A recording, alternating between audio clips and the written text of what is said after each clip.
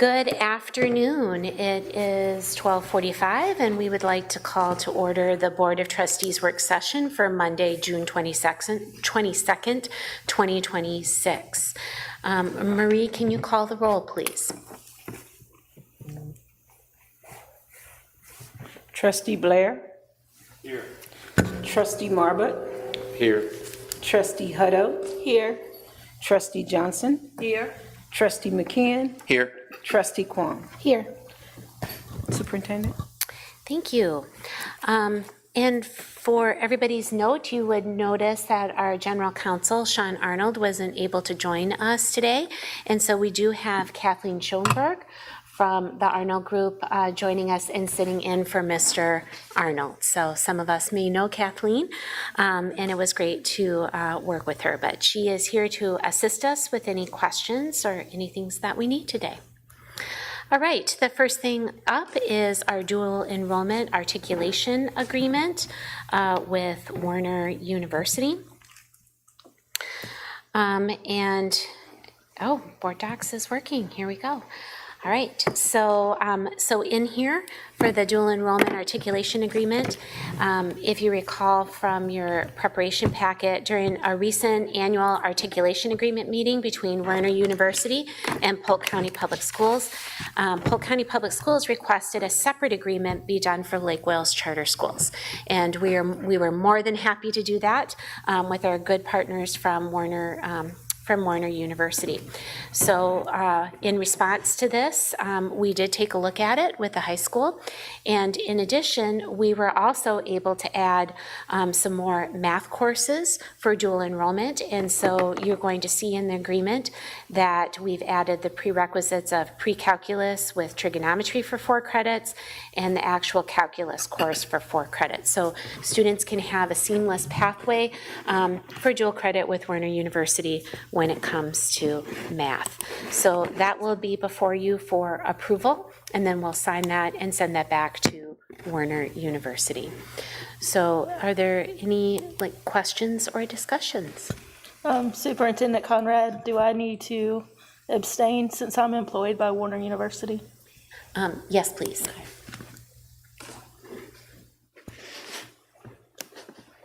I had a few questions, just my lack of knowledge on the dual enrollment articulation agreements.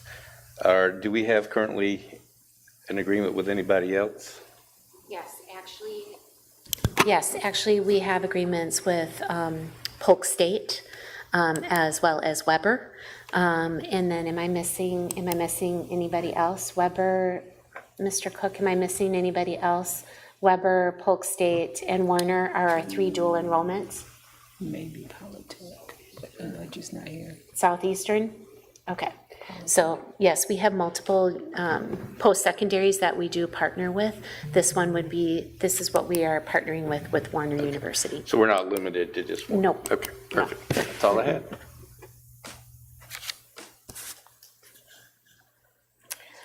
All right, thank you. And then I'm going to call up Ms. Burrows, our HR director, to talk about and answer any questions about our employee handbook for 26-27 and our compensation plan for 26-27. Ms. Burrows. Good afternoon, trustees. So our 26-27 employee handbook, the only revision was an addition. I think it was highlighted, but the only revision was an addendum to the terminal payout regarding sick leave, just to say that and it is in statute that when employees terminate, when they leave us, and we front load 32 hours of sick leave per statute every school year. So if they leave us and they have already used those 32 hours and they didn't earn them, they have to, their last check is prorated or reduced to what they used per se.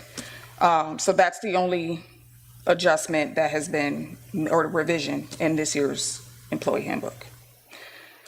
Any questions? Okay. Should I just go on to the compensation plan? Yes, please. Okay, so the employee compensation plan, 2627, is only placement for incoming employees. I want to make that clear. The addition or revisions to that, probably an addition, social workers are on the instructional, the teachers' pay schedule. So when they are licensed, which we do have, I think, 2 social workers that are in the pilot program to become licensed, then we added that where our teachers will get a supplement based on their education. The social worker will additionally get a supplement if they are licensed. So that is on the instructional compensation plan. And I think there was a supplement for secretary, an educational supplement for clerical. So if a secretary has an associate's degree, there's a nominal fee or pay. And then if they have a bachelor's or so on and so forth, that is on there as well. So those are the only 2 additions this upcoming school year. Any questions?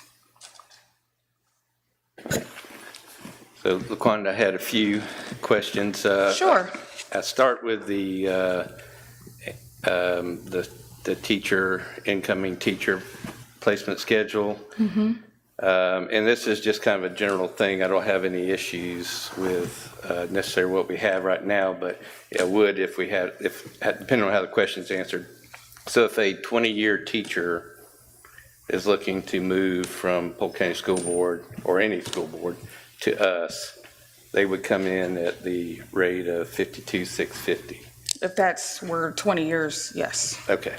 So obviously, I would assume a 20-year teacher in another school system would be earning more than that with 20 years of service, and no matter where they. It depends on where they're coming from. It depends. They could. Okay. Not necessarily, however. I just concerned that it just talked about recruitment with teachers in the board meeting or the retreat, and that one, they have to give up tenure to come here, and then would they come at a lower rate of pay? So have we done an analysis on the incoming to determine that that's kind of where they would be? We actually have, and our plan is in alignment with our sponsoring district because we want to, that's our biggest competitor at this time. So our plan is in alignment with our current sponsors plan as well. What we did do, because their plan was from year 1 to 9, it was 47.5. I believe it's still 47.5. We did 1 to 5 at 47.5 so that we can kind of attract those people who were making 47.5 for 9 years. So keep that in mind. In Polk County schools, they're on 47.5 for 9 years, the first 9 years of their employment. Yeah, I just don't want us to limit us to not being able to attract the best of teachers Absolutely. coming in, and we've limited ourselves because one, like I said, they'll have to give up tenure, and then 2, to come here and maybe take a pay cut, and we're trying to get the best of teachers for our students. So that's one of my concerns. The other question I had was on the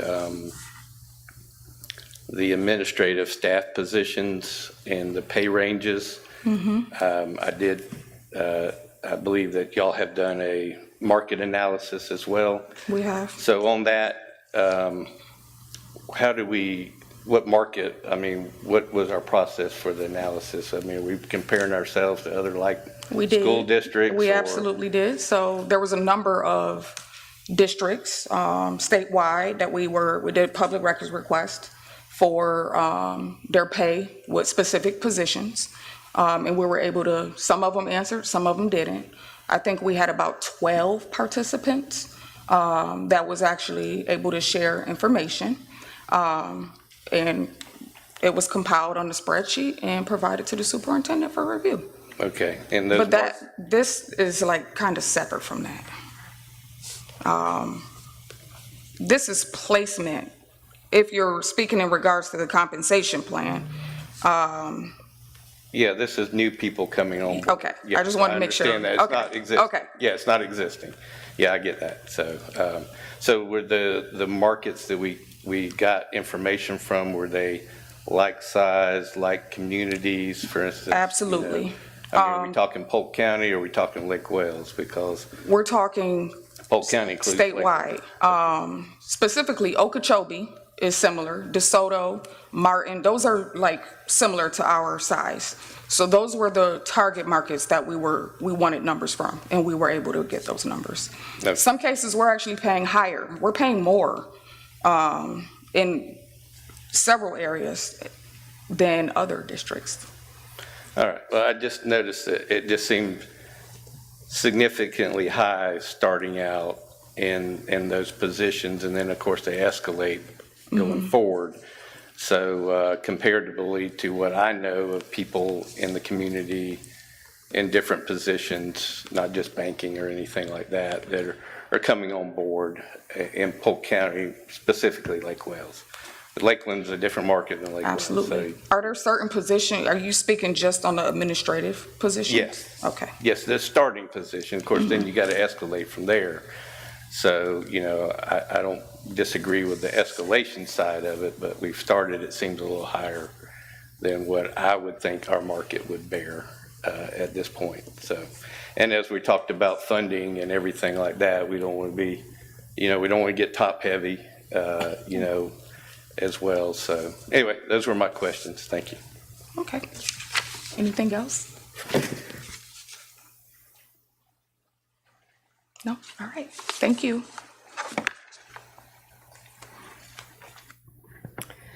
Right, the next up on work session is the 26-27 mental health assistance allocation plans. And with this, we were trying to be ahead of the game because this is due for Board of Trustee approval by August 1st. And so we were able to get our plans ready for the board to review. And joining us is Marcia Rose, Director of Student Services, to discuss the mental health allocation plans. Ms. Rose? Hi, thank you. Yes, in past years, we always had to have it by August 1st. Although we didn't have a July meeting, we would be delayed. So I'm just thankful that you guys, it opened up on Thursday and we were able to get this done and be before you today. So like we talked about earlier, we have reorganized some in the Student Services Department. And while social workers are not going to be assigned specifically to schools, they will have more of a systems-based approach. And through that, we have to implement some evidence-based programs. And so all of our schools have a core 5 of evidence-based programs, and then 3 of our schools have opted for some additional support. So I just want to go through those with you guys. It is state mandated that we use youth mental health first aid. We are required to have at least 80% of our staff trained in that. Right now we have met that goal, and so we will continue with that as new employees come on. We used to be funded for this mandate. We no longer are. However, our sponsor district does do that training for us, and so we are thankful to that. So that is how we will meet that goal. The Resiliency Florida 6th through 12th grade is required to do mental health education. They've shifted from mental health to resiliency curriculum, and actually Casey DeSantis actually is the one who championed the resiliency curriculum, and so we do partner and use that Resiliency Florida curriculum throughout all of our schools. So we will continue with that this year. We also utilize the crisis prevention intervention training. This is done through our ESE department, but all of our schools do have trained staff, and so we will continue that this year. We had it on last year's plan, and so we will continue with that to make sure that we have plenty of staff trained in our CPI. We will be continuing our positive behavior intervention support, and this year we just added the caveat of including check-in, check-out. It's something that we've always done. However, we never said that we were doing it, and really what they're looking at is a comprehensive plan. One thing I want that is different for this plan this year, you will see if you go through it, none of our evidence-based programs are actually funded by the allocation. So our allocation, we have to have training. It is to support school-based or system-based staff in supporting mental health. Our allocation really only supports about 2.5 social workers, and no curriculum or any of those types of initiatives or evidence-based programs. However, it is mandated that we have it, and that they would actually be coming and auditing us on our programs. Are our kids actually mental health getting better with the programs that we're implementing? So positive behavior with the check-in, check-out. Something new included on our plan this year, however, it's not new to us, is the safety planning interventions. Any of our students who leave campus for safety concerns, when they re-enter, we always do a safety plan. We've just never said that we do that, to the general public or in our plan. And so this is just letting everyone know that we do implement those programs, evidence-based programs. And then also looking at the wraparound services framework. Again, looking at a whole child model and meeting people where they are with those social determinants of health. This is something that we really are going to be focusing on in student services this year, is those wraparound services. So this just gives a comprehensive plan of what we plan on doing as a system with those wraparound services. Moving to the 3 schools who have additional supports that they are wanting. Janie Howard is also utilizing conscious discipline. And Ms. Griffiths is here if you would like her to give you any explanation on those evidence-based programs that her students use, as well as she's going to be implementing the Ron Clark House system this year. Those are supports she feels that her students would need to support behaviors and mental health. Polk Avenue is our Leader in Me school, and so that is their addition to their 5 evidence-based. They'll have the 6th evidence-based of Leader in Me. That's not new to them, but that is part of their culture and climate and supporting mental health and behavior. And then Babson Park, they also have added character counts this year. Again, focusing on just skills and positive school culture. And so that is something Babson Park implemented last year, and she will continue this year. Any questions about our mental health plan? Marcia, I do have a question. Yes, When ma'am. I was looking, there's a psychologist. Is that a part-time position in this grant? So Ms. Camillo is actually in our ESE department. She is our full-time school psychologist, and she's one that serves all 7. She's been with us for a few years now, but she is funded, a portion of her salary is funded through this grant. I wondered if it was split between this and IDEA or something. It is. So, okay, but we do have one that's for our whole system. Yes, ma'am. Great, thank you.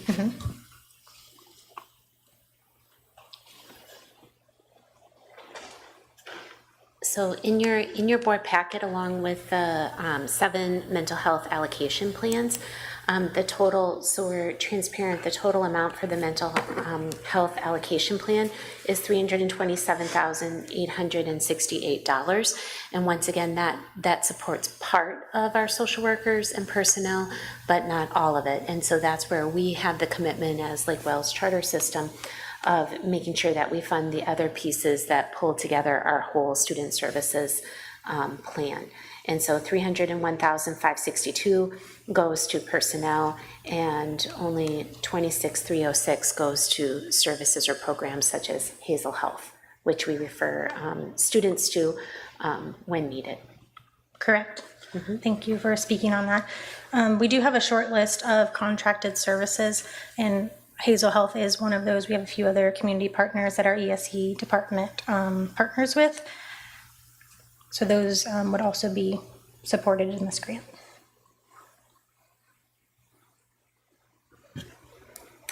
All right, any other questions? All right, thank you. And then I will turn it over to Trustee Marbut and Mr. Smith on audit findings and recommendations. Thanks, Superintendent. So, Board, about a year ago, the Board actually approved for Lake Wales Charter Schools to switch audit firms. We had been with BKHM for more than 20 years. We switched to a new firm to get a new perspective about how we were performing from an operational and a financial position. Purvis & Gray is our new firm that took place last year, and they actually audited for the first time our 2024-25 financial statements. They released a report March 23rd, 2026. And before you today, we'll have a summary of activities that they disclose in their audit report. Instead of providing you a report and kind of sorting through 30 or 40 pages, come up with this summary document that will kind of highlight where our deficiencies are and where our needs for improvement. So if you have this page or this document in front of you, we'll just kind of walk through this particular document. We can start with our significant audit matters. You don't have it? All right. Is it on board docs? It is on board docs, but you guys are not on board docs, right? My apologies. Well, Comes, it goes, comes, it goes. Okay. is Well, this the 2024-25 audit findings and recommendations? yes. Yeah, it won't load. Okay. Well, I'll just kind of walk through a few things, and please indulge me, Trustee Blair. He looks so excited. Right. And it was One of the things I'll just kind of go through it. All of our transactions were actually recognized during the audit period. Based on our audit procedures, the auditor went ahead and noted also that the financial statements disclosure were neutral, consistent, and clear. So basically, what we've been presenting is actually what is actually being taken place and recorded. They also noted in this document there were no difficulties working with the auditee, which is Ms. Art and myself. And then they went in a little bit deeper and said they did disclose a few things that while going through the audit that we had to kind of clean up and correct. I'll walk through some of those. Our accounts payable, retainage for our Bach North building, we had understated those financials by $650,000, and that's the expense side of things. So we recorded in the correct period and all is well. They noted on our capital assets that there was an adjustment that was made that had no impact on the overall assets, but it was to the tune of $5.8 million because those assets had been fully depreciated. So it was just a matter of how we removed those assets off the books in order to keep the books clean.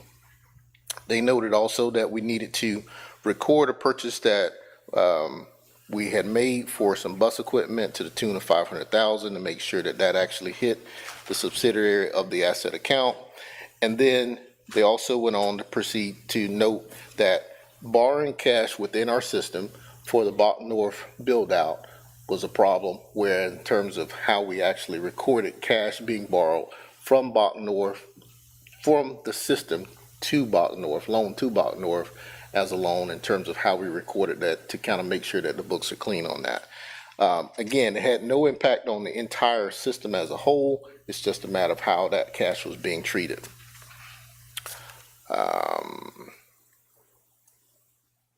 Few more statements on reclassifying cash between Bach North and the general fund in terms of system-wide to make sure that we get all of the funding that Bach North is borrowing accounted for correctly, so we can make sure that we have good accounting numbers. So when we're all gone and Bach North is still paying that off, then we know exactly how much was borrowed from the system in order to get that campus built out. And we built that campus out with a loan from Citizen Bank, some funds from the CARES Act, as well as from our systems office, to the tune of about $16 million across the board. So it is quite a bit for us to kind of keep track of in terms of how much was borrowed for this particular area. And then I don't want to leave this portion out, thanks to Mr. McKeon, about $700,000 from the foundation that he helped raise when he was on the foundation. So that was a significant project, and I just kind of wanted to highlight that. And Mr. Smith, can I add in here that our previous audit firm and our current audit firm didn't always agree on how those transactions were recorded. Thus, it took a bit to like unravel that, and so like the books were kept. It's just they weren't in agreement always on exactly where they needed to be recorded. That is correct. So when the new firm came on board, there were transactions that we actually, the way that they were treated by the old firm, that we didn't necessarily recognize. The new firm, that their job was to come in and figure out exactly who was in the correct position, management, which is myself and Ms. Art, or the old firm. Well, there was a little bit of both. Some things they were able to kind of determine that, hey, the firm was correct. And then there were some things that they couldn't determine and that we were correct in terms of the way that we actually recorded. So that took a little bit of time. And once you do get this document up, it'll talk a little bit about they're spending some extra time to reconcile beginning balances. That was part of that. But now that we've come to an agreement, we have good solid numbers, we'll move forward. We won't have that extra time that we'll be spending on the audit process. And so that's part of what's highlighted, on page 1. Moving on to page 3, again, these are points that I want to highlight. There's no disagreements between the audit firm and management, which will be ourselves. And then down at page 3, at the bottom of it, once you kind of get your documents, they kind of highlight some areas that we really need to work on. One, automating our cash, because we have a pool cash process where all of our cash is put together system-wide, but each location actually has cash that's identified. They want us to have an automated system, so when Janie Howard Wilson or Bach North or Bach South actually execute something, that is automatic with their cash instead of us doing a manual process. So we're working with Skyward, our new accounting firm accounting software that we're moving to see if we can get that actually done in an automated position. Ensuring that all of our activity that we actually purchase in terms of our capitalization is actually reconciled to our general ledger, making sure that the subsidiary ledgers are actually matching our overall general ledger. So we're working to improve that. Improper revenue recognition for our internal accounts. And the internal accounts are at the school levels. And so this is not something that is new. This is probably throughout the entire state where the school accounts, sometimes the accounting is not as solid and the policies and procedures is not as solid as it is at the central order district office, because those folks are not as familiar with those policies and procedures. So they had some inconsistent revenue recognition where possibly cash was not recorded at the appropriate time and activities were not recorded at the appropriate time. So we're working with the schools to actually improve that process. And then last but not least, GASB 101 is the compensated absence balance, new practice that was put in place for us to actually implement. We actually implemented it during the 24-25 year, and the firm actually helped us come up with the methodology for calculating that. And what that is when, as folks move along, they earn leave time, vacation time, and sick leave time. If that leave time is not used, it's actually recorded as a liability. Well, the new GASB rules require us to record it basically based on the realism of how much leave would actually be utilized in 1 year.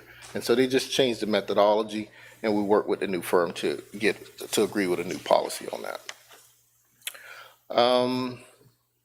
There's a few more issues in there in terms of internal control, separation of duties.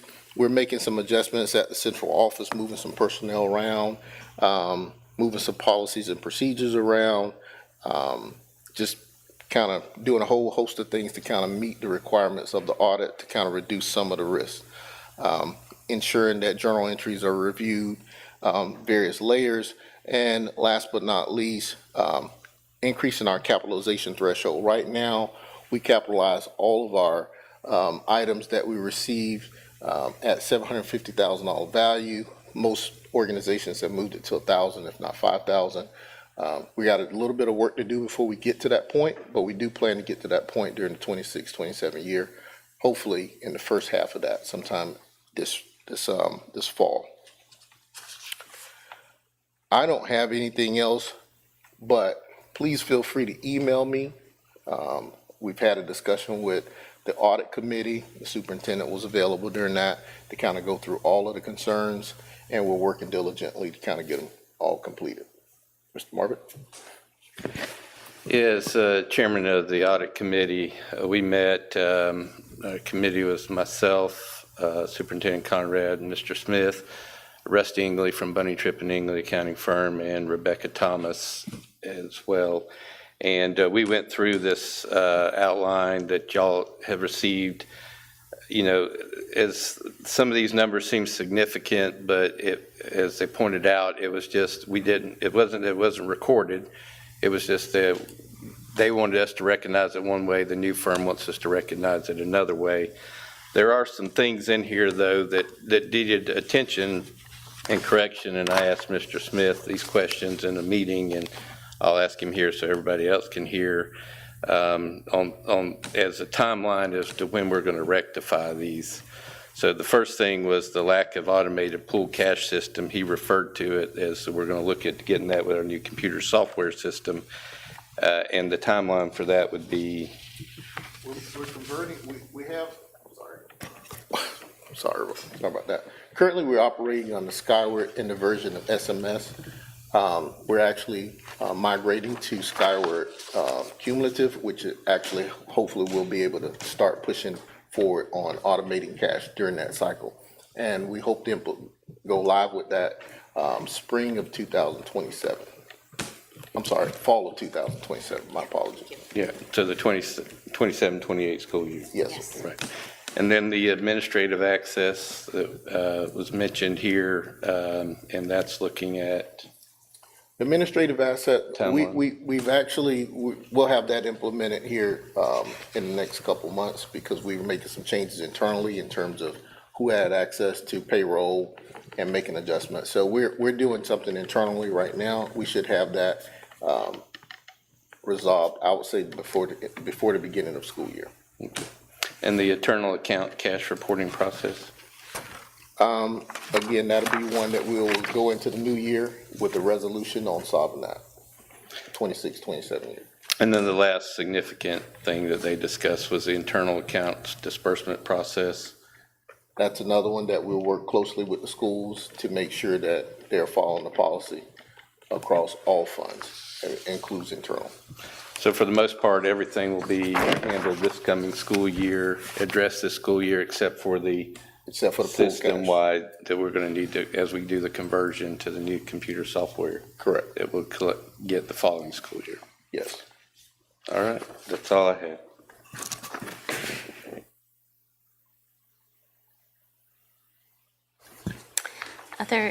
Are there any other questions? Right, Mr. Smith, I'll take you over to the monthly financials. Okay, thank you, Superintendent. What we have before us is the May financials. We'll go relatively quickly. There's no significant change from what we've done in the past. So I'll just highlight our balance sheet increased to $57.4 million, up $776,000. Our liabilities actually increased to $19.7 million, up $33,000. Our cash flow is still strong. Moving on to our statement of operations, we've collected all of the revenues that we planned. There'll be some trickle-in revenues that will be reported in June as a result of the recalibration that's done at the end of the year by Polk County. And what happens at that point is they look to make sure that all of the students that were properly placed, ESE students, that we actually got the correct revenues when they go through and they do that calibration at the end of the year. And oftentimes there'll be small trickles of funding that come in, or there may be an opportunity for us to actually reimburse some funding back that we got overpaid for. And I know for certain right now, for an example, Bachnorth got overpaid, so we'll actually have to send a couple dollars back to them. But for the most part, most of the revenue is in at $46.1 million. We have expenditures through the month of May at $38.3 million, and then we have excess funds right now sitting at $7.8 million. So we have the June financials to push through to figure out exactly where we landed. My preference is that we approve the June financials, but really kind of drill down on how well did we do as a fiscal year once the audit process is complete. Then we can really look at it and talk in detail in terms of how well did we do during the 25-26 year. As we move forward with the supplementals, again, the programs are doing pretty well. We had Babson Park with a slight deficit in the month of May, $649, but for the most part, we expect the school's revenues and expenditures to be flat with that, and no one actually to be in a deficit for the pre-K program. After-school programs always have done very well between Hillcrest and Babson Park, So we look for that to finish out the year in the same manner. Our food service program, one of the strongest programs that we have actually in our system in terms of financially. Revenues at $465,000 and our expenditures at $439,000, $26,000 in excess funds. Again, we run a strong fund balance in that program. We're doing everything that we can to try to utilize that money appropriately and legally, but we're running a fund balance stronger than what we should, sitting at about 5 million. We should be carrying about 2.4, so we're doing everything we can to make sure our cafeterias are complete with everything that they need, and our kitchens are supplied with everything that they need. Moving forward to our federal programs, through the month of May, we spent 79% of what our budgeted, approved budgeted expenditures are, which is pretty good actually through the month of May. We do have some more expenditures to kind of trickle in. We hope to have that number pretty close to 90%, if not a little bit lower. So that's pretty impressive. We normally are around 85%, so we're doing pretty good with spending our federal resources. Down in the notes, our transportation services, we're at 90% at 2.4 million. We've done a pretty good job on that. And our capital projects funds, again, I typically make an adjustment on the revenues of what we receive, and I'm pleased to report that our revenues that we anticipated are pretty much in line. $496,000 for Bach North and $425,000 for Bach South. Both of those revenue sources are used to service the debts on both of the accounts, and then take care of any other capital needs that the schools need. No personnel changes for this report. Is there any questions on the financials?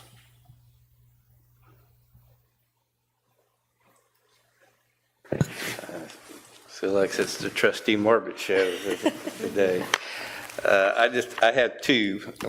One is that we said that we had collected 100% of our revenues, but in our system-wide budget, annual budget, it shows 34 million for FEFP, and we only collected 32 with 93%. Is that due to what we discussed in the board retreat where we budgeted our FTE a little higher? Right, that's where we budget our FTE a little bit higher. So we have to just do a better job with that. It's a combination of, that's the biggest driver of it. I can't say it's all of it, but that's the biggest driver. The other components would be how the funding is actually distributed throughout the state. I'll give you an example.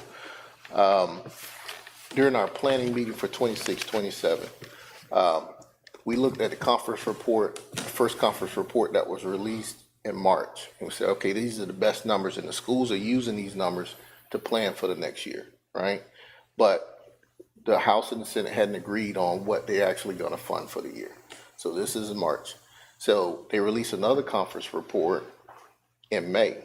So we get those numbers, we're like, okay, looks like we're going to get more revenue. I even told the superintendent we might be in better shape. Well, by the time they did increase the revenue statewide, but by the time we got our portion of it, we was down 900,000. So, and it was the same numbers, same FTE that we planned for, but it was just the way that they distribute the money throughout the state.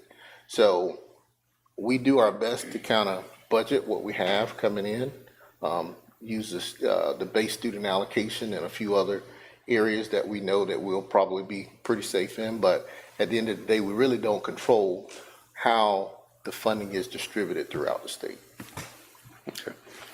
And the only other question is, I believe if I remember correctly in the retreat slide, we were estimating 44 million for budget next year? Yes, total, that's total general fund revenues. Okay, that doesn't count the other funds, or is that all funds? That was general fund only. That would cut all of the general fund. So you're just talking about the FEFP portion. Yeah, I was seeing Right. we had 46 million Right. this year, and we're budgeting less next year, Well, revenues. whatever numbers that we have, that we're projecting that we're gonna budget, yes, sir. Okay. And again, we're working off of our preliminary numbers right now on what we believe that we'll be receiving. Well, okay, got it. Yes, sir. All right, thank you. No questions. And Mr. Smith, can you start off the curriculum purchase, and I can follow up with that? Absolutely. So the schools, again, the schools are actually in the process of preparing for next year, and we've come to the conclusion that it's time to adopt new curriculum for 3 of our elementary schools. And once we went out and sorted that curriculum, we determined that that curriculum that will be purchased next year in the 26-27 budget actually exceeds the threshold for the schools without having board approval. And so therefore, what we're asking for today is the opportunity to negotiate or to execute a contract in the month of July. We need to do it in July, so the curriculum actually will be received by August when school starts. I mean, we're kind of running a little tight, but we're asking for approval today so we can negotiate that July 1 and start to get that curriculum ordered. The superintendent will go a little bit more in detail in terms of the purpose of it, but that's pretty much the price of the curriculum is $300 I'm sorry, I don't have it in front of me because mine is not up. Is it 300 and? For all 3 schools, it's $365,534.80. Yes. Would be the 3, and that's for 5 years, including the consumables for each of those. So we feel like we got a really good pricing on that. And the other thing to note is, if you recall from our board retreat, our schools did comprehensive needs assessments along with school improvement plans.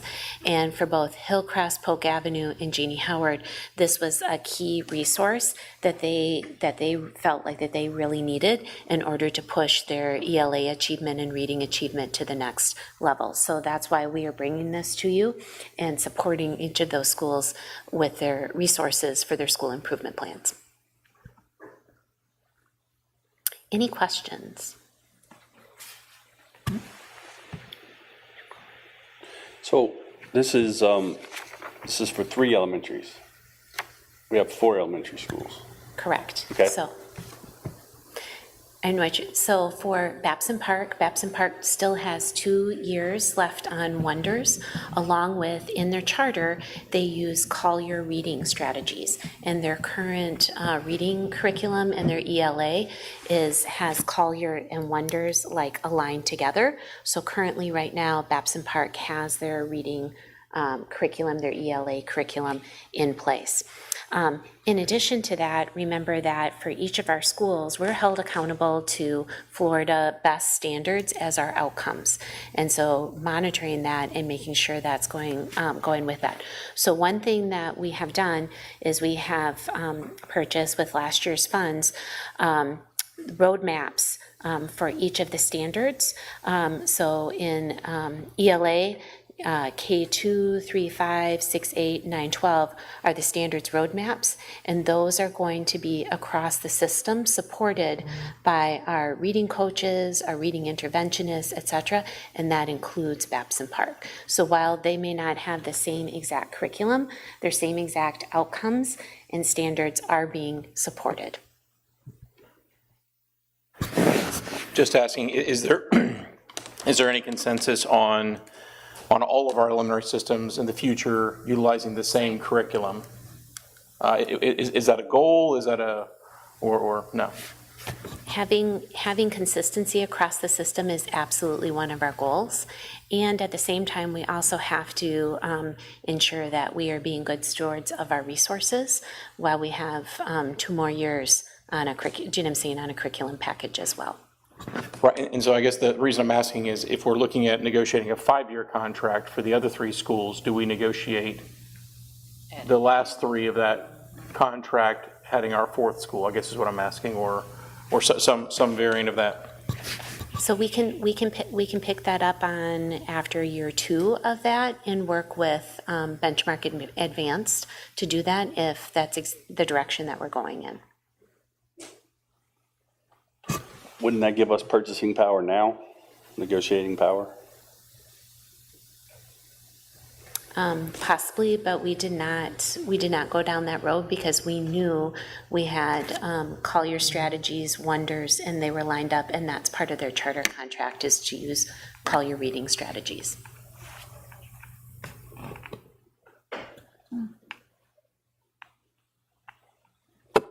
maybe it's just me, but if we're gonna do this, if we're gonna move this direction, then we should move this direction. I get the year, 2 years and all that kind of stuff. I get that. If we're under contract, we're under contract. But, it was just me, maybe. I think that I feel comfortable as long as the same standards are being met. I do understand the already being in a contract. I would like to kind of echo what Dr. McKeon said in terms of seeing if we could add that into the conversations with the people, like, hey, we're coming out of a contract. What would that look like for us, right, as a system going into year 3? If we could negotiate that now, I just think that would be a better, so that, because you're always going to be out of alignment with each because of the contract. So you have to figure out a way to come into alignment in some shape or form. I know schools know what's best for them. So I'm not trying to be like, tell, the school what to do, but I think it just makes a little more sense. I know, I know with the Collier strategies that has been historically part of the success for Babson Park Elementary, it's a very, very labor intensive to align that to a new curriculum. And so I think that's one of the reasons they wanted to stay with where they are. Because it's already aligned to the curriculum they're currently using, and they're getting good results from that. But Yeah. wouldn't we want everyone to kind of move toward those same results? I don't know, I'm just asking. No? Is it? Yes, we absolutely want to have the same high expectations and the results. And one of the ways that we do that, when we start talking about consistency, is it the tension between the two is standardization versus consistency in student outcomes. And so one thing that is consistent in every single public school, including public charter schools, is that our standards, we have to meet the best standards. So one of the things that we are doing next year is we are making sure that we are utilizing the roadmaps. We are doing training for all of our charter schools across those roadmaps, which demonstrate what is the prerequisite skills to meet that standard, where should students be in that standard in the first part of the year, the middle of the year, and at the end of the year with that standard. And that is where you gain consistency in outcomes, no matter which curriculum that you're using. Okay. So this is part of the tension that we were talking about in our board retreat when it comes to what do we mean by consistency? Does everybody have to be using the same exact piece, and where is, do you know what I'm saying, where is innovation coming from? Yeah. So when I think about consistency with instruction and student outcomes, that's what we need to be holding those accountable for, and our system is going to be providing support on those standards. And every single school is involved in that within our system. So I think an explanation would help board members, right? You're having a conversation about curriculum. All of us are not, we don't understand all of the pieces. So when we hear curriculum, we're thinking, well, why not everybody have the same curriculum? Why would one school have different from another school? So it's always good to have that background, especially when we're trying to make a decision about spending $365,000. I think that's why the questions are being asked. No, I agree, and I guess my follow-up was, I'm not pushing any certain curriculum on any school. Me either. But if we're saying, hey, one school's got a higher functioning system, better test scores, why aren't we going with that? Why aren't we doing Collier at the other three? Why are we switching to a different one? And so thinking through, going back to Babson Park's charter contract, is that was part of, on page 6 of their, what differentiates them from other schools, was the Collier reading strategies. Am I correct, Ms. Tyler? Mm-hmm. Yeah, come on, Yeah, come on up. please. You were asked to attend the Big Park assessment at Dick Howard, and we said this is a couple of teachers, and we chose not to do that. We spent the last few years using wonders and using them to develop the comprehensive tests and everything that we do for the Collier reading strategy.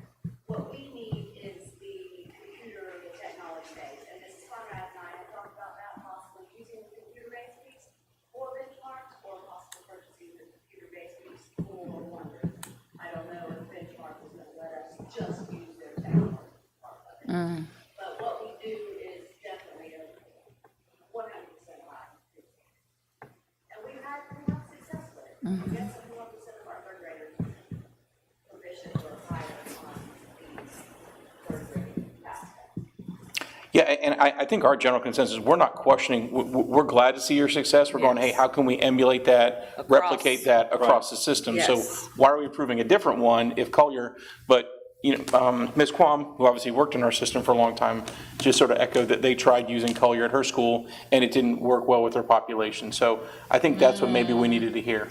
I mean, different people learn different ways. I just don't know how we get all those people to the right schools. Yeah. So. And the other piece behind this is thinking about, we talked about this morning about empowering our teachers to empower our learners, right? And what we don't want to do, and I'll say this right now, what I don't want to do is ever say to any of our teachers in Lake Wales Charter School that they're gonna hold a script and that they're going to have to read from a script and that they're going to be on a certain page at a certain time, because teachers need to be able to teach the children that are in front of them. And so as we did this, we are really honoring our integrated funding process where we're saying our schools have identified what their needs are, we're working together, we're gonna find those synergies.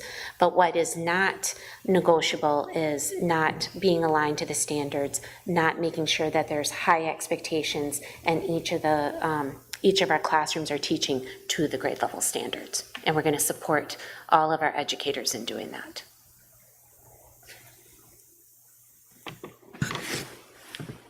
I appreciate the conversation because I had the same question, was if the Collier is working at Babson Park, why don't we all go to that same, because we're getting 3 schools on one system and one school's not, and that school's being successful. But obviously, as we hear, you know, maybe it doesn't work in one school, but it seems like whatever we're going to must work in all the other 3 schools, or we wouldn't be choosing that. My other question was, and I talked with Mr. Smith about this briefly, is that, you know, obviously this amount of funding requires approval, but, you know, how is that going to be paid? Is that, I assume it's eventually going to come immediately out of the reserve. Are we going to be integrating that into each school that's purchasing the curriculum, and over a period of years they're going to repay the system? How's that going to work? Well, the short answer is, as they prepare the 26-27 budget, it'll be a part of their budget, and we'll determine how much reserve will be necessary, if necessary, for that school. Each school will be different. There's a separate allocation or a separate amount that the school is responsible for. That part is actually built into their budget, and we'll see how their budget's balanced from there. So this might put a little bit extra pressure on each school. Absolutely. That's going to get this curriculum. Absolutely. Right from And it expenses. hadn't been treated any different. We've done the same thing every time we adopt a new curriculum. This is the way that we've performed it. It just happened to be where one purchase is for one vendor is this large, so we bring it before the board to have a discussion about it. Thank you. I just want to make sure everybody at the board level was aware, you know, this is necessary that we do it, but it does put a little pressure once every 5 years on the school. This is totally unrelated, but I want to throw this in there. What is this? Have we, I don't see this on the agenda, and we talked all morning in our board retreat about science. Do we have a science curriculum? Can you talk to that a little bit, Ms. Conrad? So we're working through that. So both Bach Academy North and Bach Academy South are looking at discovery education for their core science curriculum. It does not meet the threshold or the level to have, that needs to have board approval in order to purchase that. So there's that. Across our elementaries, we're looking at mystery science or other pieces. So that's taking place, but once again, it doesn't reach the level where it has to come for board approval. Oh, yeah. Oh, no, we're working on science, 100%.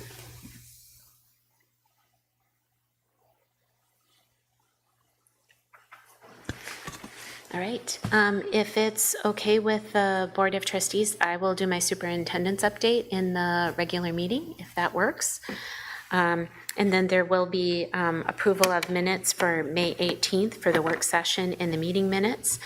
And then the Board of Trustee meeting dates for 26, 27 is up for approval. I don't know that I can access that at the moment, but those are on or inside of board docs if we can get them opened up.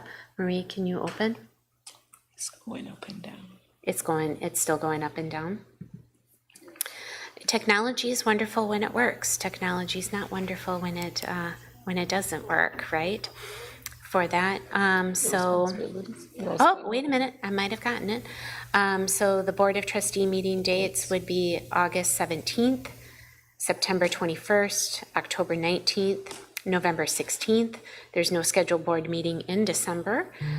January 19th of 2027. Can't believe we're saying that date already. February 22nd, no scheduled meeting in March. April 19th, 2027, May 17th of 2027, and then we will schedule that annual retreat for June of 2027. Then the other piece on here was the Board of Trustees school responsibilities. Oh, and I got it to open, yay. And so starting with July 1st, Tanya Stewart will be Dale R. Fair Babson Park, and Bill Piersdorf will be our teacher trustee joining us. Andy Blair would be Bach Academy South, Dr. Hutto, Lake Wales High School, TJ McKeon, and I'm sorry, Dr. McKeon, I gave you the wrong school. It is Janie Howard Wilson. Scott Thompson is Hillcrest Elementary. Dr. Lynn Johnson is Polk Avenue, and Gail Quam is Bach Academy North. So those are the current schools. Have we ever swapped schools before? So, Dr. McKeon, I think you wanted to do a school swap. Yeah, I'll swap with anybody that's got one of my kids' schools, if that's possible. It's half the system. I'm happy to. I don't know what you have, but I'm happy to swap. What do you have? I got South. I got one at North, in the high school, or Babson Park. I have Black North. I'll take Black North. That's fine. Okay. Okay, can Gail and TJ switch? Make a motion. Well, we would vote on it at the. Do we have to vote on the it? thing. Well, not really. Okay, all right, good. What do you have? Jamie Howard.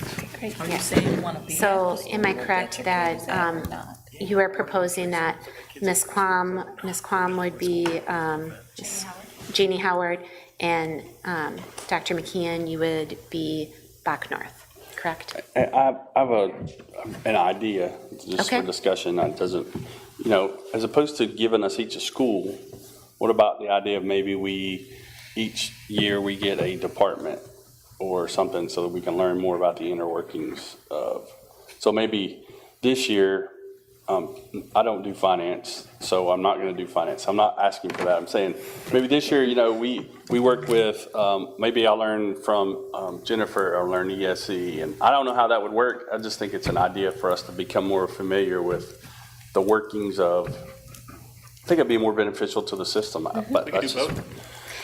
And Really? I- You got time for that? Actually, this may be where Kathleen Schoenberg weighs in, but as a charter system, I believe each trustee has to be designated to a school to be represented on the governing board.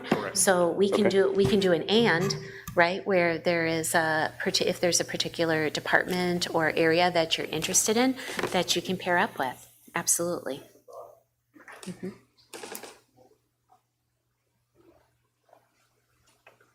Okay. No? Okay. And then our next meeting date is August 17th, right here in the Lake Wales High School auditorium. And then Dr. Hutto, we're still in the work session portion. Go ahead. Okay, with the superintendent's evaluation, you guys were all emailed the summary. I actually sat down with Superintendent Conrad and went over the summary as well as everyone's individual comments. A couple pieces, like there were some where trustees didn't rate it because you felt like it didn't apply. And so we did go with a form that we already had in place, but we want it to be more tailored to our strategic plan and her goals for the system. So what Superintendent Conrad and I discussed was, after the retreat today, just so she would get that feedback as well, she's going to come up with 3 goal areas for herself that will be shared at the August meeting. And then as we go through the 26-27 school year, as she's doing those superintendent updates for us, it'll be geared towards, here's our progress toward these 3 goals in addition to, this is what I've done during this period. Just so it is more tailored to the goals for the system and not just, this is the form we've always used, so we're going to use it again. So any discussion, anybody have any questions, concerns about that? So will, first of all, I agree that it needs to be more tailored. But just so that I'm understanding you correctly, we're going to have that goal piece, right, for Ms. Conrad, but also include those other elements as well in the evaluation. So it won't just be goals, just so that everybody understands we still have to rate her on those additional areas to her leadership and so on and so forth. Yeah, we do have a recommended format from our attorneys as well. Okay. So during that August work session, I'd like us to look at the goals that she sets and then the template that we were provided, which pieces of this really apply to our system. Got it. Just to make sure that it's aligned not just to her performance, but the performance of our entire system. So kind of what I envision is in August at that work session, Superintendent Conrad will share, these are the goals I came up with. We can kind of provide input as to, you know, do we want it to include more? And then looking at the format that our attorney sent and making sure it fits our system and we're not just using some random form, just to make sure we're giving her the feedback she needs, just to make sure our system moves forward in a successful way. I think it makes great sense to have something that's tailored to our system, but that covers all of the areas, and then also for you to have some goals personally that you want to work on. So I would agree with that format.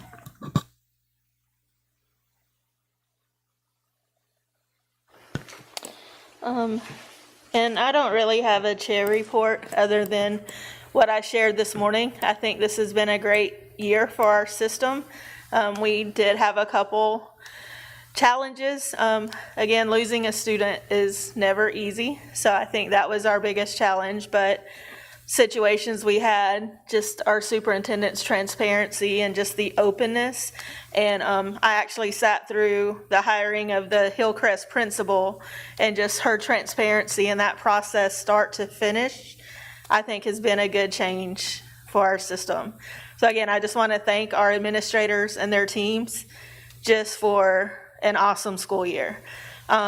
I would like an invite to your school advisory councils, maybe not every month, but I would like to get out to a variety of schools, just because me visiting schools is kind of part of my job at Warner. So I would like just to get to know some of the other schools that I haven't been in as often as some of our elementaries. Ms. Kwam, do you have anything for your trustee report? Anything you want to share? No, just that being a part of the board has been a pleasure for the last 2 months, and I look forward to serving with all of you next school year. Yeah, keep up the hard work. Thank you guys for all the accommodations you guys do make and all the hard work you put in and being here during your summer. I would like to echo what has already been said to the principals, to the teachers, to staff, to everyone who makes up this great system, that continue doing the great job. I know that we have a ways to go, but we have made a lot of strides in the right direction. I've enjoyed being at Janie Howard Wilson this year, being able to be a part of some of the things that they had going on, but I am elated to be at Polk Avenue, my alma mater. I get to go back and hang out there and remember all the things I used to do when I was there. So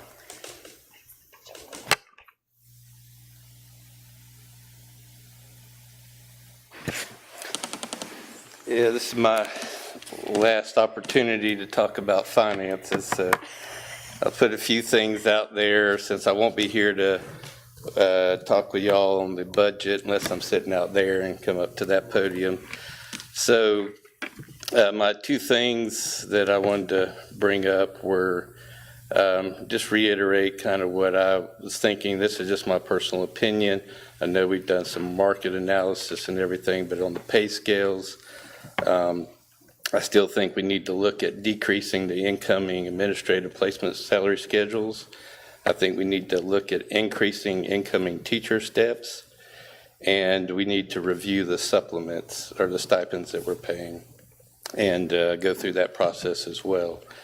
Then finally, I'll just, as my budget reminder, this is the second year that we've had a budget where we've had to spend out of our reserves. We talked about the retreat. That's actually a specific goal as we spend down some of that, as we talked about and the reasons why. I challenged the superintendent and the CFO to try to have a balanced budget this year. Doesn't look like we're going to have that again, but we do have a plan in place. So just keep in mind that as revenues will go up, our percentage of reserves will go up. So we will go up in reserve requirements as well as we spend down, and that number may come a little faster than we think. So just be cognizant of that as y'all look through the budget for next year. That's all I have. And then I would like to recognize Kathleen Schoenberg.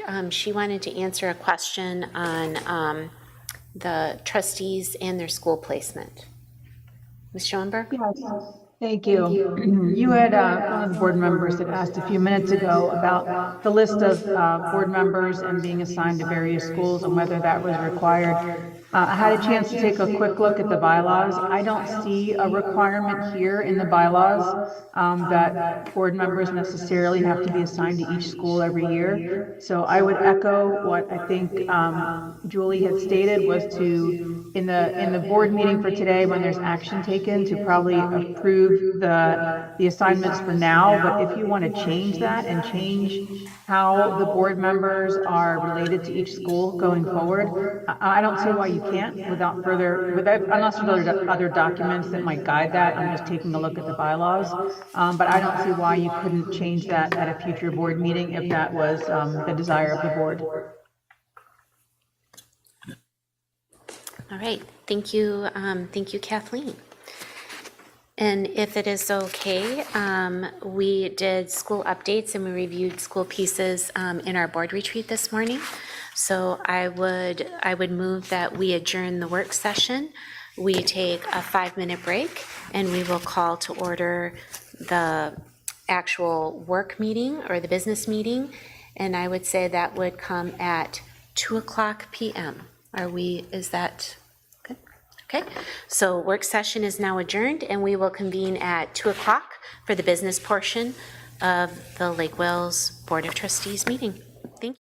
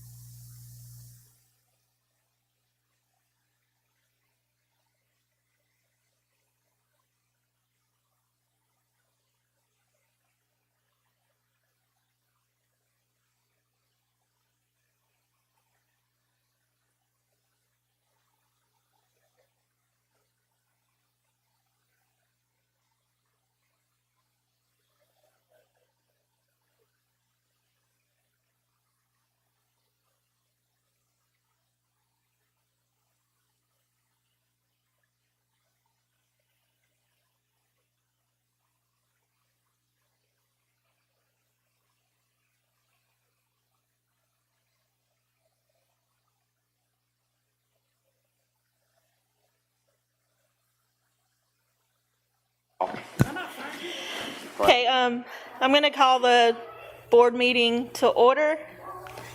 Mr. Blair, will you lead the invocation and pledge? Yes. Let's pray. Father, we thank you for the opportunity to come and to serve and to, Lord, to just try to make this place better than it was yesterday. And so we thank you for your guidance. We thank you for your grace. And Lord, give us wisdom as we deal with these things that we have in front of us today. And it's your name, your son's name, Jesus, we pray. Amen. Amen. I pledge allegiance to the flag of the United States of America and to the republic for which it stands, one nation, under God, indivisible, with liberty and justice for all. You may be seated. Thank you, Mr. Blair.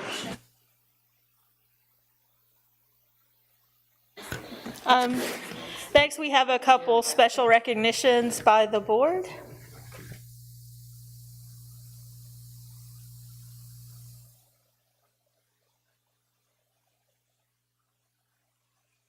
And we're first going to start with Rafael Anzueto. Would you please join us, join Dr. Hutto and I up front, please?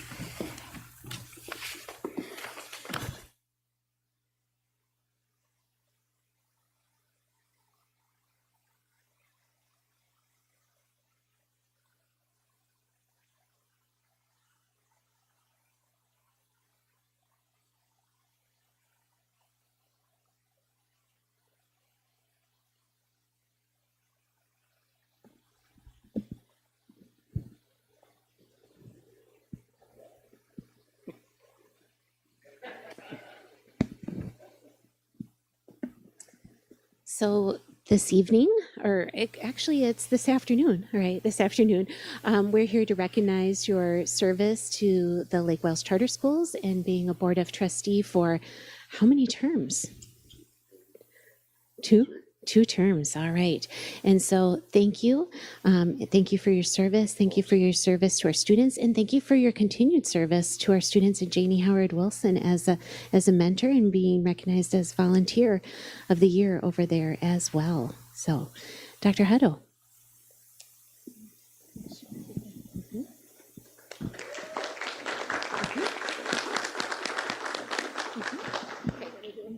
Oh, picture.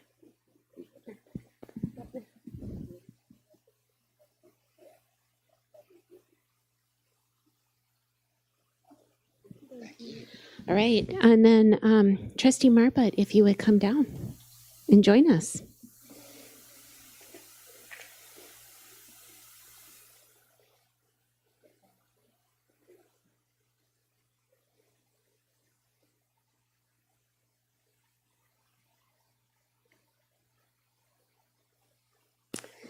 So, Trustee Marvett, you did your last retreat, and this is your last meeting. And thank you for your service.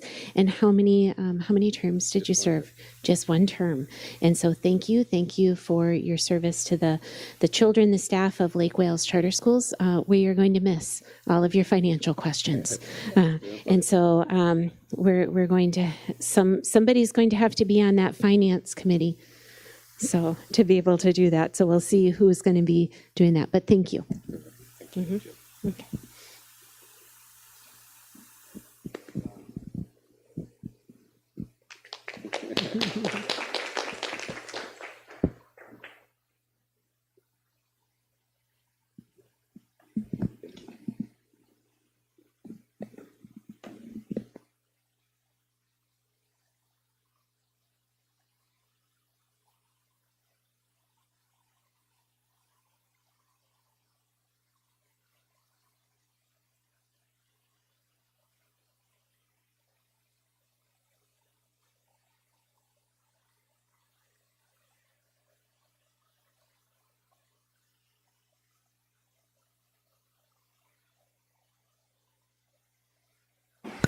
I guess, swearing in people.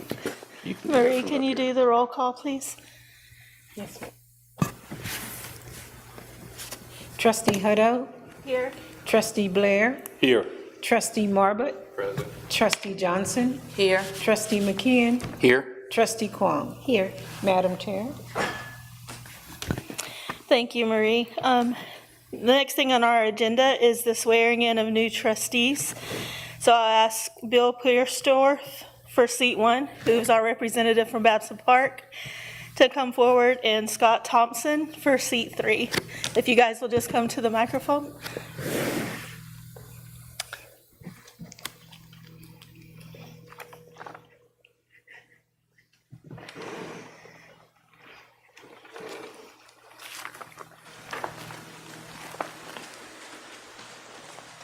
So if you'll raise your right hand, and just repeat after me. I state your name.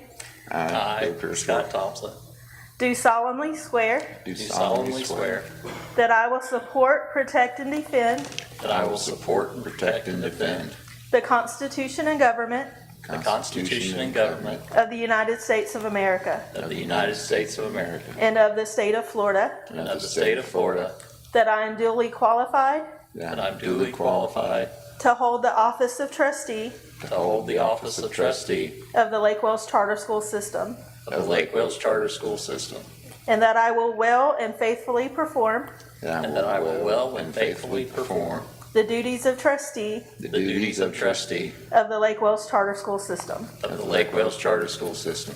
Thank you and welcome aboard. All right. So you guys can come up and take your seats. Come on, take a seat. Up. Mr. Pierstorff?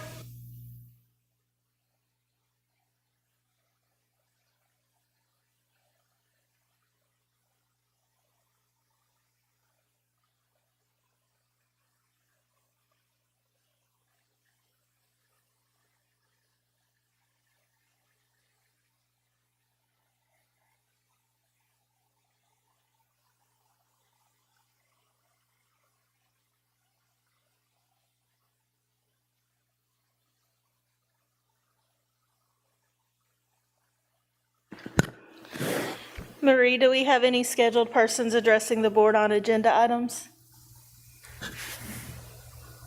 No, ma'am. Okay. Moving forward, we have the Lake Wales Charter Schools Strategic Plan. So I'll entertain a motion for the approval of that. So moved. Second. Okay, moved by Dr. McKeon, second by Mr. Blair. Is there any further discussion?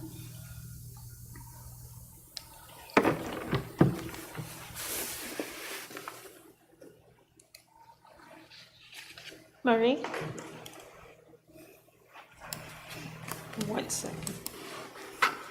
Diligent is moving a little, it's moving a little slower than normal.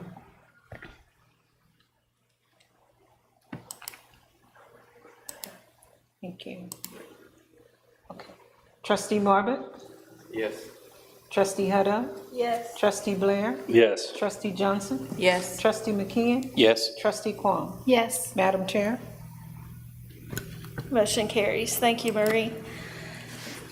Next on our agenda, we have the dual enrollment agreement between Warner University and Lake Wales Charter Schools for the 26-27 school year.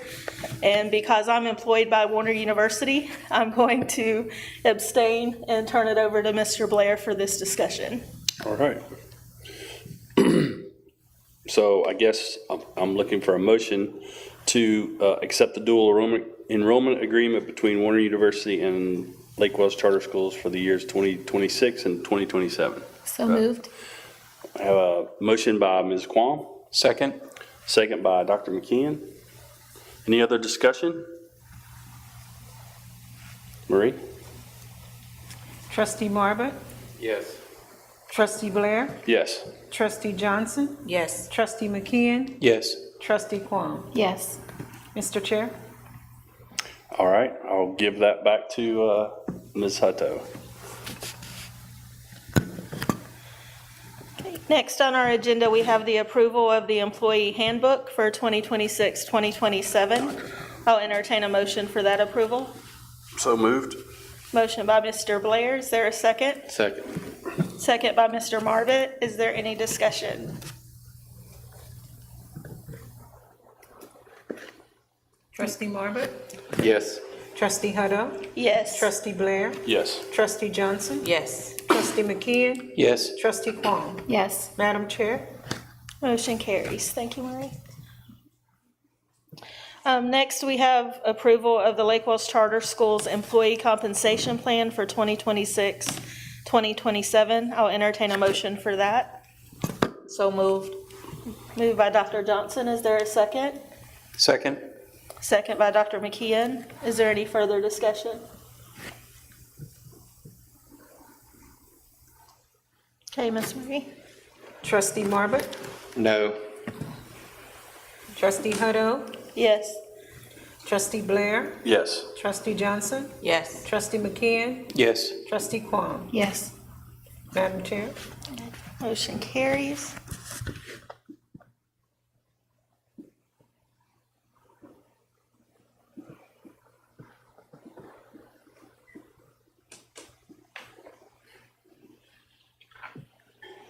Next on our agenda, we have the 2026-2027 Mental Health Assistance Allocation Plan. I'll entertain a motion for its approval. I approve. Or I so motion. Moved by Ms. Quam, is there a second? I'll second that. Second by Mr. Blair. Is there any further discussion?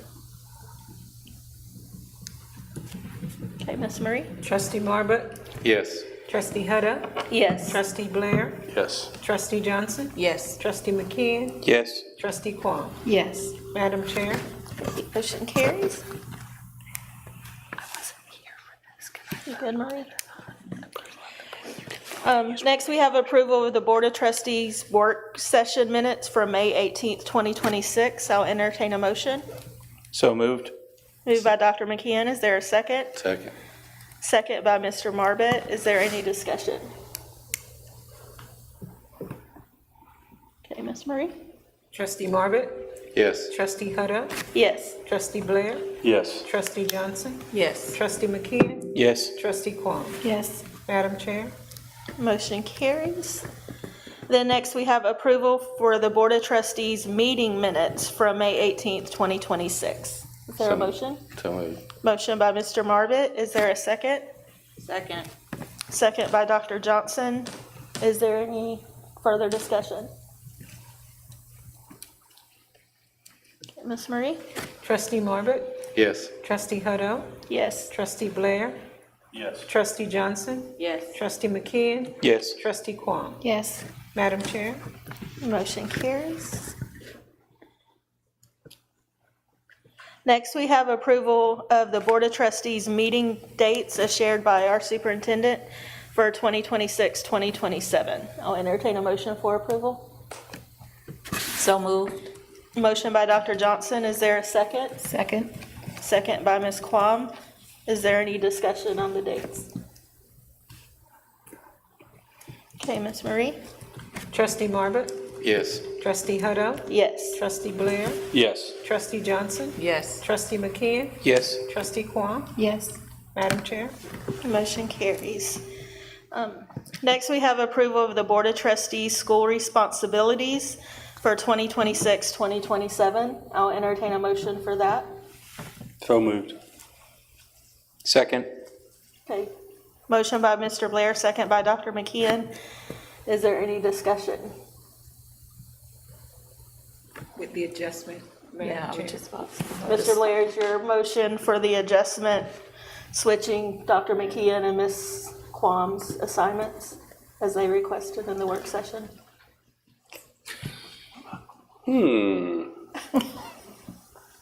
Yes, my motion would be I don't know that this requires a motion, but if we do it, then we want to go back Yeah, and your redo motion it. is to My motion is accept it with to the accept it changes. with the changes and any other changes that anybody would like to make. And Dr. McKeon, that's what you were seconding? Yes. Any further discussion? Okay, Ms. Marie? Trustee Marvitt? Yes. Trustee Hutto? Yes. Trustee Blair? Yes. Trustee Johnson? Yes. Trustee McKeon? Yes. Trustee Quam? Yes. Madam Chair? Motion carries. And then we have approval of the superintendent's annual evaluation for 2025, 2026. So moved. Moved by Dr. McKeon. Is there a second? Second. Second by Mr. Marbut. Is there any further discussion? Okay, Ms. Marie? Trustee Marbut? Yes. Trustee Hutto? Yes. Trustee Blair? Yes. Trustee Johnson? Yes. Trustee McKeon? Yes. Trustee Kwong? Yes. Madam Chair? Motion carries. Next, for the financial report, we have approval of the financial report for May 2026. Is there a motion for that? So moved. Motion by Mr. Blair. Is there a second? Second. Second by Dr. Johnson. Is there any further discussion? Okay, Ms. Marie? Trustee Marbut? Yes. Trustee Hutto? Yes. Trustee Blair? Yes. Trustee Johnson? Yes. Trustee McKeon? Yes. Trustee Kwong? Yes. Madam Chair? Motion carries.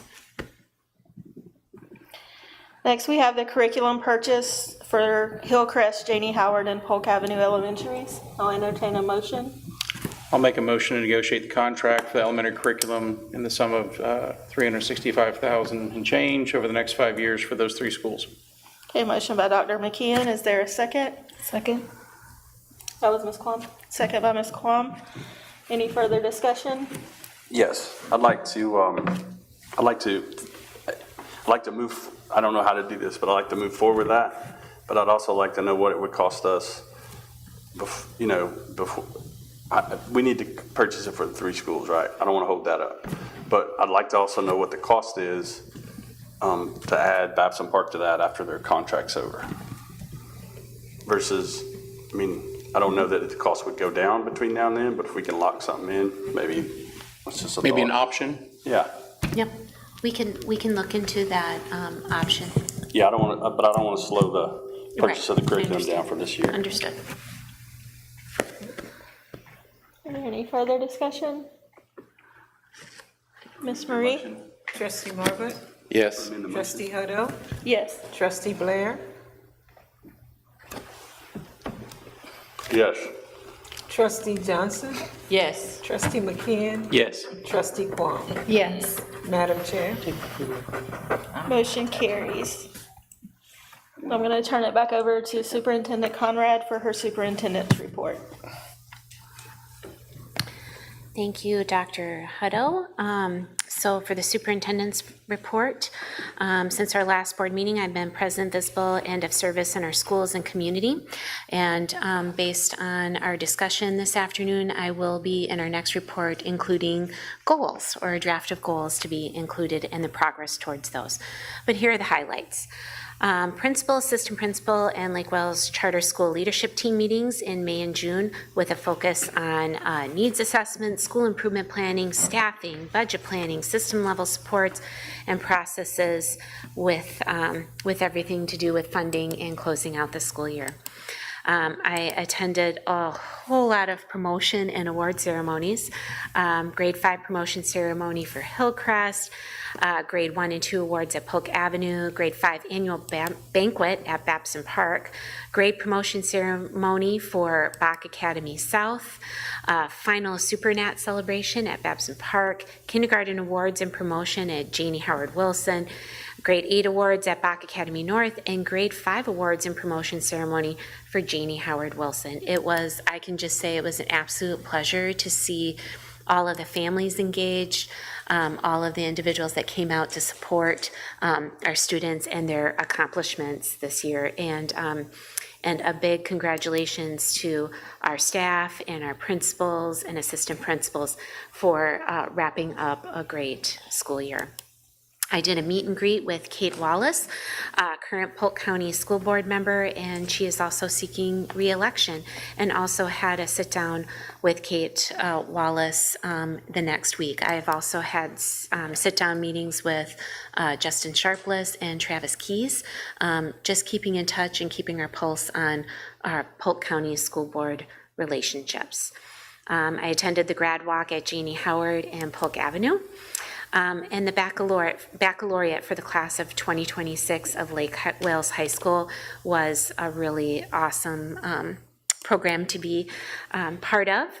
Then I also was at the celebration of Applied Image's 15 years in downtown Lake Wales, and that was sponsored by the Lake Wales Chamber of Commerce, so happy to be a part of that.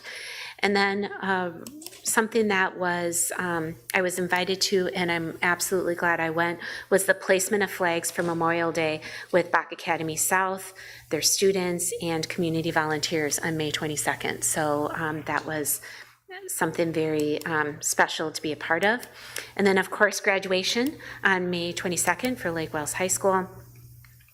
Then have conducted interviews for instructional coaches supported by our federal funding and supporting our strategic plan at the end of May.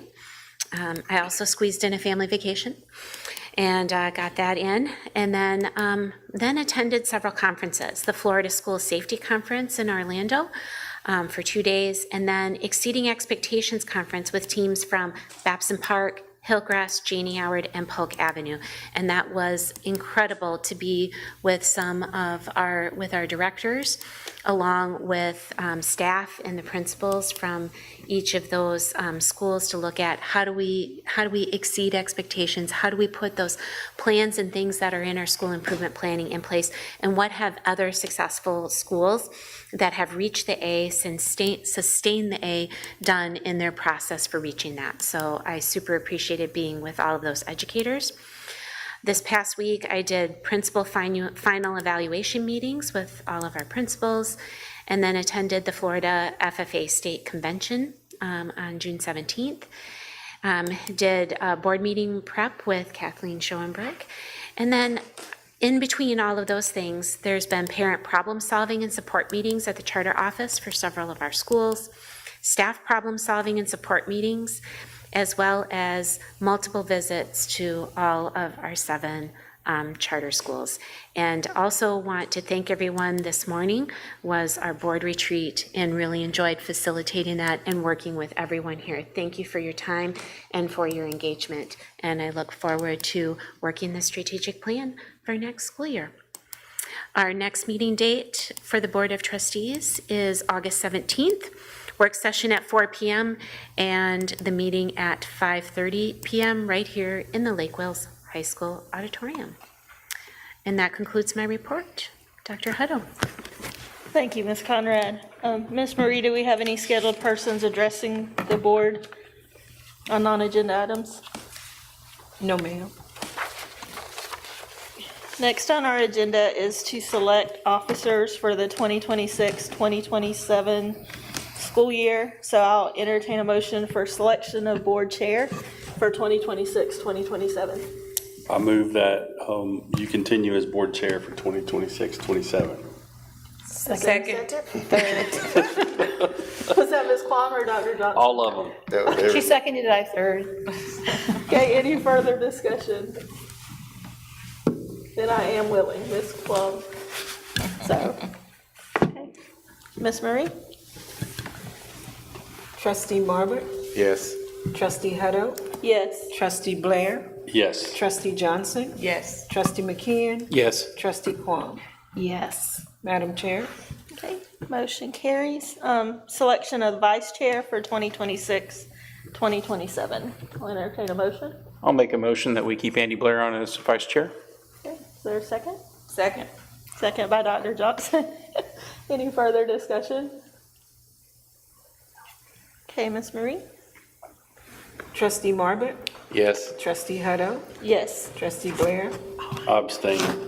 Trustee Johnson, Yes. Trustee McKeon, Yes. Trustee Quam. Yes. Madam Chair, Motion carries. We have selection of the treasurer for 2026-2027, because Mr. Marbett has been serving as our treasurer. So I'll entertain a motion for a new treasurer. I make a motion, I'll nominate Scott Thompson as our new treasurer. Okay, is there a second? Second. Are you willing?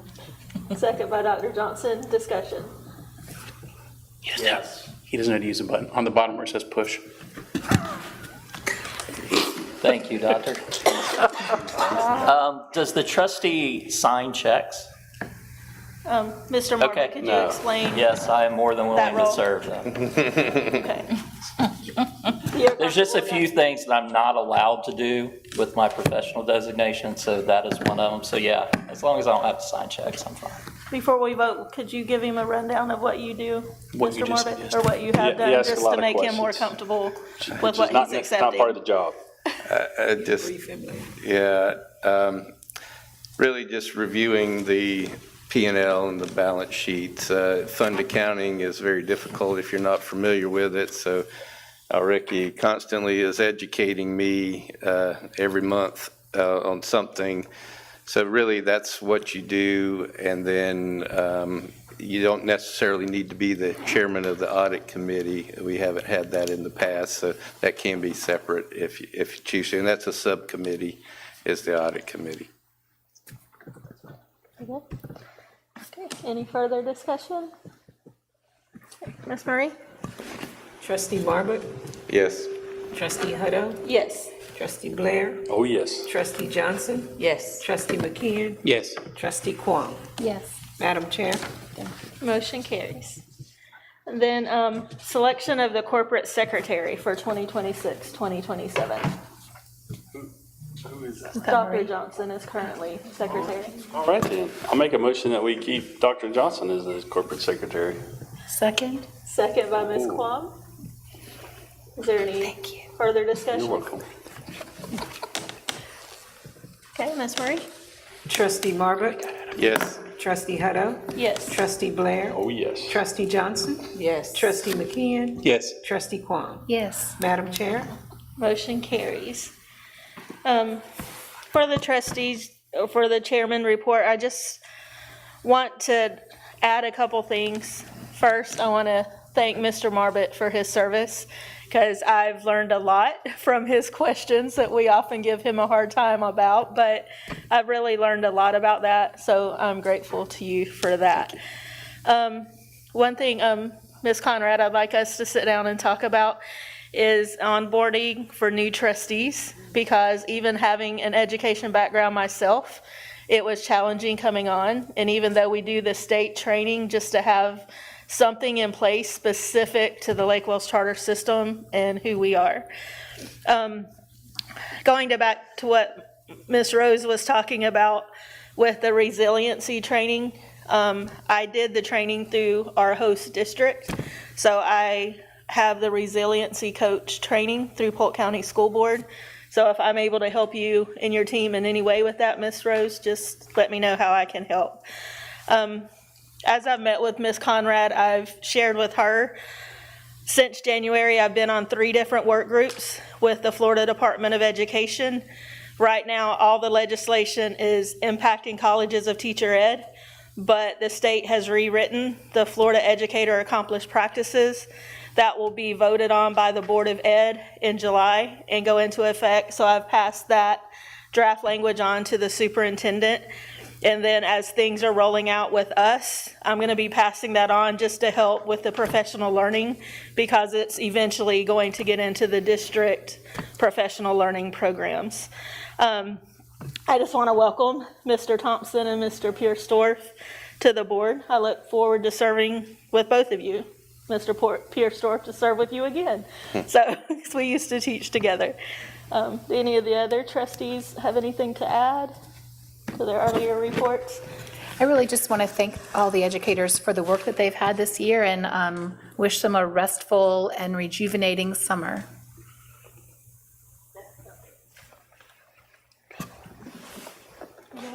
Just, I too want to thank Mr. Marvitt for his service, even though he aggravated me with all his questions. It was educational. lot, didn't I did, and it was, I mean, they needed to be asked, so. And then, of course, to all the educators, staff, teachers, principals, everything, thanks for a great year. And I do want to just comment on Ms. Conrad. She came into a less than ideal situation, and I think she's calmed the waters, to say the least. So anyway, thank you, Julie, for a great first year. Mr. Marbett, any parting words? I just wanted to say it's just been an honor to be on the board, to be recommended and then selected. It's been a privilege to work with so many dedicated staff that have a passion for the children of our community and providing a high-quality education. I just think about all my interactions with not only teachers, administrators, principals, the office staff, the central office, and just so many people dedicated to their profession. And it's been a eye-opening experience of what everybody has to do, and I'm just so happy that we have such a good quality group of staff that work diligently to do that and provide that high-quality education.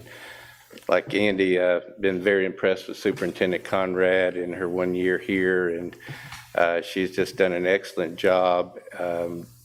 Every time I go somewhere, it seems like she's there as well in the community, and just the amount of time that I'm sure she spends out of the office, in the classrooms, in the schools, in the community is just very much appreciated.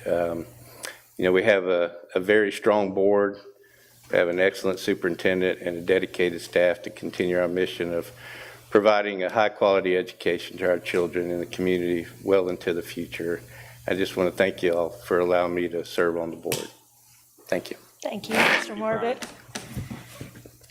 Is there any other business for the good of the cause? Okay, I'll entertain a motion to adjourn. So moved. Second. Motion by Mr. Marvitt, second by Mr. Blair. Any discussion on that motion? No. Okay, Ms. Marie? Trustee Marbutt, Yes. Trustee Hutto, Yes. Trustee Blair, Yes. Trustee Johnson, Yes. Trustee McKeon, Yes. Trustee Kwong. Yes. Madam Chair. Motion carries. We are adjourned. So thank you guys for a great day.